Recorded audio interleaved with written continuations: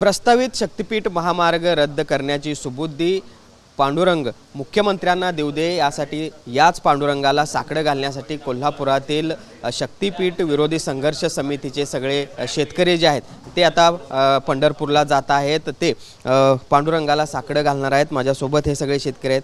काय सांगाल, वेगवेगळे आंदोलनं झाली, आता पांडुरंगाला साकडं घालण्यासाठी जात आहे। शक्तीपीठ महामार्गाच्या विरोधात मुंबईमध्ये आंदोलन केलं। आम्ही रस्त्यावरती कोल्हापुरात उतरलो, निवेदनं झालीत। आमची विनंती या सरकारनं, मायबाप सरकारनं ऐकून घ्यावी म्हणून या सगळ्या विनंती आम्ही सरकारला केलेल्या आहेत। या सरकारला खरं सांगायचं म्हणजे शेतकऱ्यांचं कोणतंही हित नाही। आमच्या पोटावरून वरवंटा, आमच्या संसारावरून वरवंटा फिरवण्याची वेळ आलेली आहे, तरी हे शक्तीपीठ महामार्ग रद्द करायचं नाव हे सरकार घेत नाही। आता यावरती आम्ही पांडुरंगाला विनंती करणार आहे, पांडुरंगाला साकडं घालणार आहे, पांडुरंगाला विनंती करणार की या सरकारमध्ये जे बसलेले आहेत त्यांना सुदबुद्धी दे, हा शक्तीपीठ मार्ग रद्द होऊन दे, हा शक्तीपीठ महामार्ग रद्द करून आम्हाला न्याय मिळवून दे। यातून या पांडुरंगाला आम्हाला गाराण घालणार आहे। या पांडुरंगानं जर आमचं गाराणं ऐकलं नाही तर पांडुरंगाला विनंती करणार आहे की तुझं हे ऐकत नसतील तर यांच्या विरोधात लढण्यासाठी 10 हत्तीचं बळ आम्हाला दे, आम्हाला शक्ती दे, या आम्हाला शेतकऱ्यांना न्याय दे, अशा प्रकारची विनंती आम्ही पंढरपूरमध्ये जाऊन करणार आहे। खरं तर मुख्यमंत्र्यांचा हा ड्रीम प्रोजेक्ट आहे असं म्हटलं जातं आणि असं असताना हा रद्द व्हावा अशी सुबुद्धी दे अशी पांडुरंगाला विनंती करतात। खरं तर मुख्यमंत्र्यांनी ह्या शेतकऱ्यांच्यावरती शक्तीपीठ महामार्ग लादून जो डीम प्रोजेक्ट करायचा यांचा जो काय मानस आहे त्याच्यापेक्षा हे 86,000 कोटीपेक्षा हे 86,000 कोटी जर नवीन उद्योग व्यवसायासाठी जर त्यांनी घातले तर निश्चितपणे शेतकऱ्यांच्या पोरांना नोकरी व्यवसायामध्ये चांगली संधी मिळेल आणि शेती 27,500 हेक्टर ही जमीन जाणार आहे। भविष्यात कधीही शेती वाढणार नाही।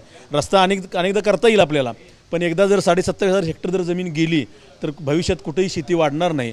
तेव्हा पांडुरंग चरणी आम्ही साकडे घालताना एवढीच विनंती करणार आहे की यांना जर ड्रीम प्रोजेक्ट करायचे असतील तर नवीन व्यवसाय सुरू करण्यासाठी यांना सद्बुद्धी देवानं देऊ, त्याचबरोबर नवीन शिक्षण संस्था काढण्यासाठी यांना सद्बुद्धी देऊ। शासनाच्या 2014 पासून सत्तेत बसल्यापासून एकही नवीन प्रोजेक्ट यांनी केंद्राचा असू दे किंवा राज्याचा असू दे यांनी केलेलं नाही। सर्वसामान्य शेतकऱ्यांच्यावरती अन्याय करण्याचं एकच धोरण यांनी केलेलं आहे।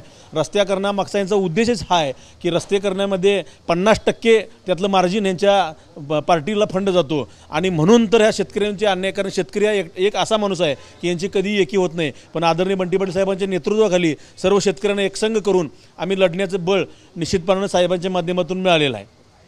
खरं तर पंढरीच्या वारीला भाविक जे असतात किंवा वारकरी जे असतात ते एक भक्तिमय वातावरणामध्ये जात असतात, मात्र आज एक मनात उद्विग्नता किंवा राग घेऊन एक प्रकारे सरकारबद्दलचा राग घेऊन जावं लागतं। निश्चितच महायुती सरकारच्या चाललेल्या या अतिमहत्त्वाकांक्षी आणि अहंकारी सत्ता राबवण्याच्या प्रकाराच्या विरोधातच आज शेतकरी रस्त्यावरती उतरून संघर्ष करून पंढरपूरला पांडुरंगाला साकडं घालायला जात आहे।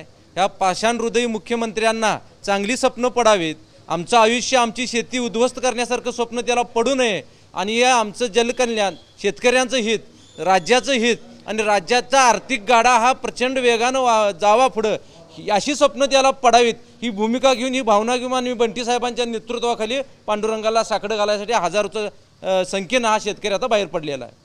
पहिला आपण काँग्रेस नेते सतेज पाटील असतील, राजू शेट्टी असतील, ह्या सगळ्यांच्या नेतृत्वाखाली हे सगळे शक्तीपीठ विरोधी संघर्ष समितीचे शेतकरी असतील किंवा कार्यकर्ते असतील हे आज पंढरपूरच्या दिशेनं आता रवाना होत आहेत। हा जो काही शक्तीपीठ प्रोजेक्ट आहे तो रद्द करण्याची सुबुद्धी या मुख्यमंत्र्यांना द्यावी असं साकडं एक प्रकारे हे सगळे वारकरी जे आहेत किंवा हे जे शेतकरी आहेत ते विठ्ठलाला घालणार आहेत। जर्नलिस्ट सुनील काटकरचं भूषण पाटील, TV9 मराठी, कोल्हापूर।